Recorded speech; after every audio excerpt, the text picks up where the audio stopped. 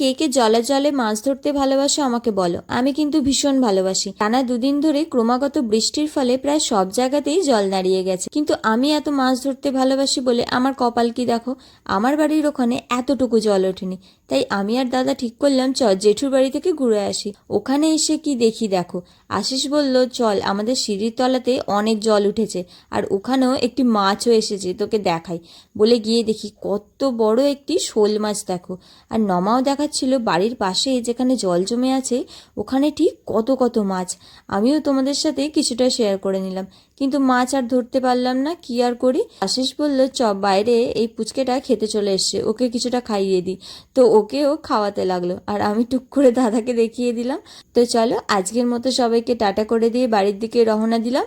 আর যাওয়ার পথে দেখি দেখো কত জল আর কত হাঁস। এখানে কিন্তু পুকুর ডুবে গিয়ে রাস্তার জল সমান সমান হয়ে গেছে।